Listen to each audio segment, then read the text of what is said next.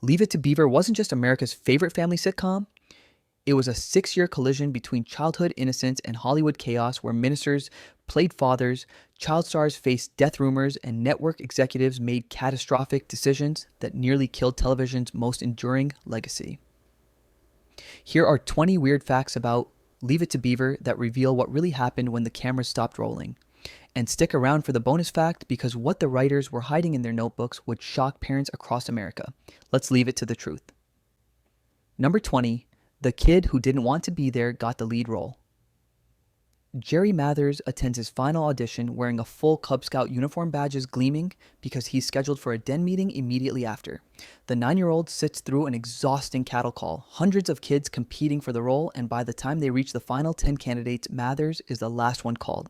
He's bouncing in his seat, producers notice his agitation and ask what's wrong. His response changes television history. "No, I want to go to my Cub Scout meeting." The producers exchange glances. They've spent weeks interviewing Hollywood kids trained to perform children who desperately want stardom. But here sits a boy who genuinely prefers merit badges to fame. That authenticity. That's Beaver Cleaver. They call his mother that night. He's got the job. The boyish honesty that almost cost him the role becomes the foundation of his character. Sometimes, the best actors are the ones who aren't trying to act at all. Number 19, CBS committed television's biggest blunder. The premiere arrives on October 4th, 1957, the exact same day the Soviet Union launches Sputnik into orbit. America fixates on the space race while Leave It to Beaver struggles for attention. CBS buries the show in terrible time slots, shifting it around like unwanted furniture. The ratings hover just above dismal. Not terrible, but not good enough. CBS executives make their decision. Cancel after one season. It's a death sentence for most shows, but ABC executives see something CBS missed. The stories resonate. Kids actually talk like this. ABC swoops in, rescues the series, and commits to a stable Thursday 7:30 p.m. slot. The show finds its audience. CBS walks away from 234 episodes of cultural impact and decades of syndication revenue. It becomes one of the most infamous cancellation decisions in television history. The network that could have owned America's favorite family instead owns America's biggest what if. Number 18, Ward Cleaver was actually a minister who didn't want the role. Hugh Beaumont arrives on set carrying two vocations. He's an ordained Methodist minister with a Master of Theology degree from USC earned in 1946. Acting isn't his calling, ministry is. He took the Ward Cleaver role because preaching couldn't support his growing family. Beaumont walks this uncomfortable tightrope for 6 years, worried that playing a suburban dad might compromise his religious ideals. When invited to preach, he gives churches strict instructions. Don't introduce me as the actor, no autographs after the service. When I go to church to preach a sermon, I go as a preacher, not as an actor. He even worries the show's two moralistic, concerned episodes read like televised sermons. His wartime past adds another layer.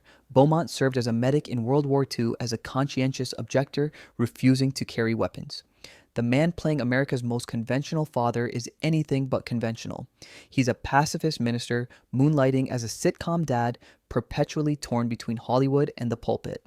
Number 17, June's pearls hid a dark secret. Literally, Barbara Billingsley arrives on set with what she calls a hollow in her neck, a depression that catches shadows under studio lights, creating an unflattering dark spot on camera. It's not vanity, it's lighting physics. The harsh stage lights exaggerate every imperfection, and early black and white cameras aren't forgiving. Billingsley proposes a solution: pearls. A simple strand of white pearls reflects light, brightening the hollow and eliminating the shadow. The prop department agrees, but the pearls become iconic for the wrong reasons. Decades of critics mock her for vacuuming in formal jewelry, mistaking practical filmmaking for ridiculous domesticity. Billingsley grows frustrated. "It wasn't because I was cleaning the house and vacuuming in pearls," she later explains. When Oprah Winfrey interviews her, the host can't think of questions beyond high heels and pearls, reducing Billingsley's 6-year performance to wardrobe criticism. The truth is simpler and stranger. June Cleaver's signature look was born from a lighting problem, not a fashion statement. Sometimes, the details audiences remember most are the ones that were never supposed to matter. Number 16. Jerry Mathers died in Vietnam on national television. The rumor starts small, but spreads like wildfire through 1960s America. A sergeant named Stephen Mathers dies in Vietnam in 1968. Newswire services make a catastrophic error reporting that the Beaver has been killed in action. The story mutates. Some versions claim he died in combat. Others say he stepped on a landmine. The rumor reaches Hollywood. Actress Shelley Winters appears on The Tonight Show starring Johnny Carson and solemnly announces Jerry Mathers as a casualty of war. Tony Dow, Mathers' TV brother and real-life best friend, is so convinced he sends bereavement flowers to Jerry's parents. The truth is both simpler and weirder. Mathers never set foot in Vietnam. He joined the Air Force Reserve but was stationed stateside. Military officials refused to send him overseas, fearing the publicity disaster if America's favorite child star died in combat. The rumor becomes so widespread that Mathers later appears on The Tomorrow Show with Tom Snyder to prove he's alive. Even today, people are surprised to learn the Beaver survived the 60s. The death that never happened became one of television's most persistent urban legends. Number 15. Eddie Haskell became a cop and got shot. 3 times. Ken Osmond plays television's most memorable weasel, the two-faced Eddie Haskell who sweet-talks adults and torments peers. The role defines him so completely that after the show ends, he can't find work. Directors see Eddie, not actors. It's a death sentence for his career. I was very much typecast, Osmond admits. By 1970, he's married with a house and needs steady income. His solution shocks Hollywood. He joins the Los Angeles Police Department. For 18 years, Osmond works as a motorcycle cop growing a mustache so people won't recognize him. But his past catches up violently. He and his partner chase down a robbery suspect who turns and fires 3 shots. One bullet hits Osmond in the chest. His bulletproof vest absorbs most of the impact, but he still requires hospitalization. The darkest detail? He rides in the ambulance with the man who shot him. Osmond retires on disability, but maintains he doesn't regret playing Eddie. Eddie's been too good to me. When he dies in 2020, the LAPD issues a statement. His real-life role as a police officer was where he made his biggest impact. America's favorite troublemaker spent his adulthood protecting the city that typecast him. Number 14, June wore heels. Because her sons were growing faster than the scripts. Barbara Billingsley starts the series wearing flats. She's 5'5", and in season 1, Jerry Mathers and Tony Dow are still young enough that height isn't an issue, but puberty doesn't follow production schedules. By season 2, the boys are experiencing growth spurts. Producers panic. The entire show's dynamic depends on parental authority, and that authority requires physical presence. A mother who's shorter than her children undermines a visual hierarchy. The solution is literally elevating. Billingsley switches to high heels. Not small heels, substantial heels that give her precious inches over her growing TV sons. She wears them for every scene, even while vacuuming, because continuity matters more than comfort. The boys grew. She explained simply. I had to be taller. She jokes that she's lucky they didn't put her on an apple box, though that happens on some sets. The result is unintentionally absurd. America's perfect housewife, tottering in heels while pushing a vacuum cleaner. Critics assume it's social commentary on 1950s gender roles. The truth is more mundane. It's a desperate attempt to keep mom taller than her children for as long as physically possible. Number 13. The show broke television's biggest taboo in episode 2. The script calls for Wally and Beaver to hide a pet alligator in the toilet tank. It's a simple sight gag, essential to the plot, but there's a problem. Network censors have an absolute prohibition on showing bathrooms on television. Not nudity, not toilets being used, just bathrooms, period. The mere presence of a bathroom set is considered too suggestive for 1950s audiences. Producers argue it's ridiculous. The scene is about a hidden alligator, not bodily functions. Censors won't budge. After weeks of negotiation, they reach a compromise.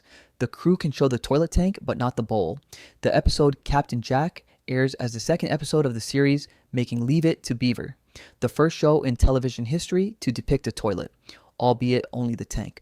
The breakthrough is simultaneously revolutionary and absurd. America sees a piece of bathroom porcelain for the first time on TV, and the sky doesn't fall. The taboo crumbles. Other shows follow. Within a few years, bathroom scenes become commonplace. And it all started because 2 boys needed somewhere to hide their illegal pet alligator. Number 12. The writers were stealing stories from their own children. Joe Connolly and Bob Mosher don't create Leave It to Beaver from imagination. They create it from surveillance. Connolly keeps a small notebook and obsessively records his children's conversations, noting specific phrases. conflicts, and situations. He has 6 kids. Mosher has 2. Their offspring become unwitting writers for the show.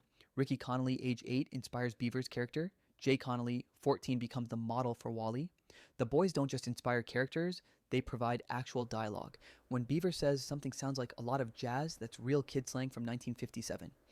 The authentic language separates Beaver from competitors like Father Knows Best, where children speak like miniature adults. Connolly and Mosher's approach is revolutionary. They're writing for adults by authentically capturing children. The stories aren't morality plays, they're surveillance reports.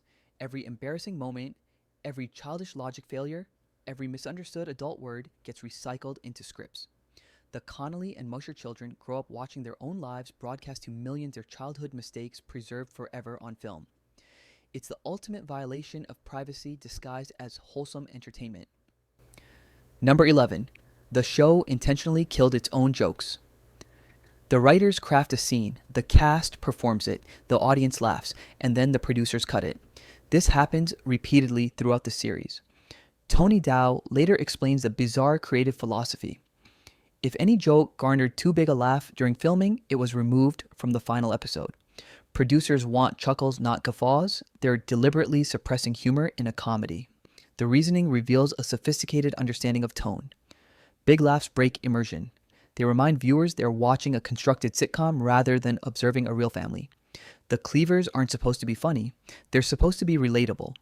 Huge laughs turn characters into performers, destroying the naturalism that makes the show work. It's a risky strategy. Most sitcoms chase laughs, desperately packing episodes with punchlines. Leave It to Beaver does the opposite, trusting that gentle, consistent humor creates deeper connection than big comedic moments. Critics initially don't understand. The show never cracks the Nielsen Top 30 during its original run. But in syndication, the muted tone proves timeless. Decades later, the show still feels real, while broader sitcoms feel dated. The producers were right. Sometimes less funny is more effective. Go ahead and hit that like button and subscribe, because the next 10 facts get even stranger, including the billion-dollar mistake CBS executives still regret and the dark reason they kept the neighborhood streets perpetually wet. Number 10, one episode cost more than a house. Season 4. Episode 32, The Soup. The script requires a massive billboard, a giant woman holding a steaming cup of soup. Beaver climbs the structure to investigate whether the steam is real and falls into the oversized cup, becoming trapped. It's a simple premise that requires complex production. The crew must construct a full-scale billboard on the Universal Studios lot, engineer a giant cup safe enough for a child actor, and coordinate a rescue sequence involving fire trucks. The production costs explode to $4,000, equivalent to over $4,000 today. It becomes the most expensive episode of the entire series. Jerry Mathers, afraid of heights, struggles through the filming. The episode airs and becomes memorable enough that Family Guy spoofs it decades later, with Peter Griffin falling into a cup and finding a kid already stuck inside. The irony isn't lost on the crew. They spent a house down payment on an episode about soup, but it proves the show's commitment to visual storytelling. Most sitcoms rely on dialogue in standing sets. Leave It to Beaver occasionally swings big building elaborate sets for single episodes. It's financially reckless and creatively ambitious, exactly the combination that makes classic television. Number 9, the neighborhood was always wet. Because dry pavement is too bright, viewers assume it's always just rained in Mayfield. Every episode shows glistening streets and shimmering sidewalks. Some fans theorize it represents the purity of suburban life, morning dew suggesting fresh starts.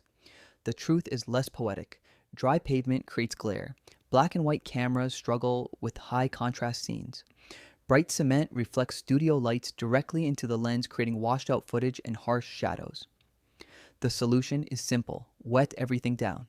The crew hoses the streets before every outdoor scene, creating a reflective surface that diffuses light and provides better image quality.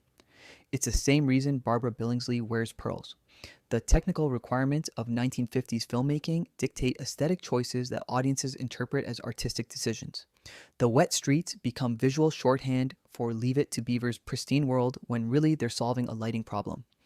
Decades later, digital technology makes these workarounds unnecessary. Modern shows can shoot on dry pavement without glare, but Beaver's glistening streets are so iconic that even the 1997 movie remake includes them deliberately wetting surfaces to match the look audiences expect. A filmmaking compromise becomes an essential element of the show's identity. Number 8. Tony Dow never wanted to be an actor. He was a swimming champion.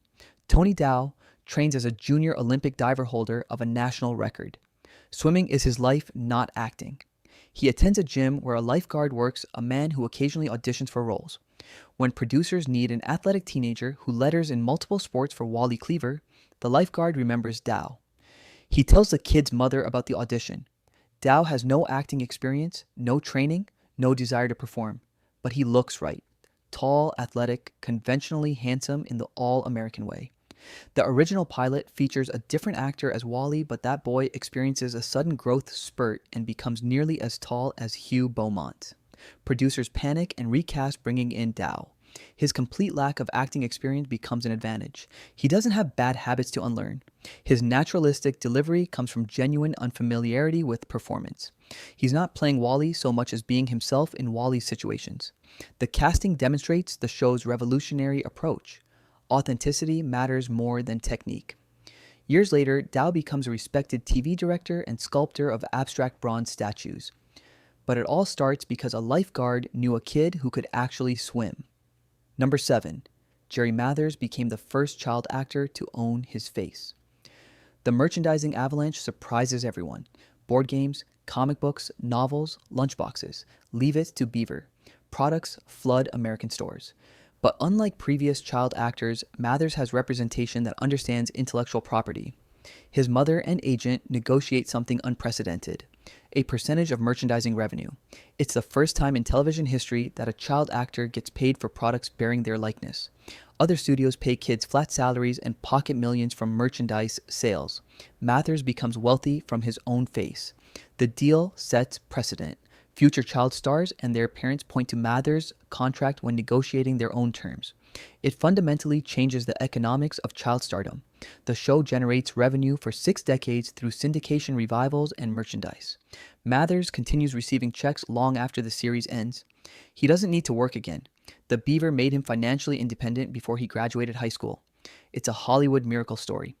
A child actor who doesn't get exploited, who actually profits from his labor, who maintains control of his image. In an industry notorious for destroying child stars, Mathers thrives because someone actually read the contract. Number 6. Hugh Beaumont's life collapsed during production season. 3 begins production. Hugh Beaumont's wife, son, and mother-in-law drive from Minnesota to Hollywood to visit. A car accident changes everything. Beaumont's mother-in-law dies instantly. His son Hunter suffers severe injuries. The family patriarch, the man who plays television's calmest, most composed father, watches his family shatter. He returns to set emotionally devastated but professionally committed. The show's schedule doesn't pause for tragedy. Beaumont performs Ward Cleaver's patient father routines while privately grieving and worrying about his son's recovery. Crew members later recall his professionalism during this period as extraordinary and heartbreaking. The episodes from late 1959 show no sign of his personal crisis. Ward remains the unflappable counselor dispensing gentle wisdom to his TV sons while Beaumont's real son recovers in a hospital. The contrast between his on-screen serenity and off-screen anguish reveals the cost of professional television production. Actors aren't allowed to bring tragedy into sitcoms. The show must remain bright, optimistic, wholesome, regardless of what's happening in performers' actual lives. Beaumont endures, but the tragedy adds weight to his later decision to leave Hollywood permanently. Number 5. The show ended because it literally couldn't continue. Most sitcoms die because ratings decline or networks lose interest. Leave It to Beaver ends for a reason no one anticipated: biological inevitability. By season 6, Jerry Mathers is entering high school.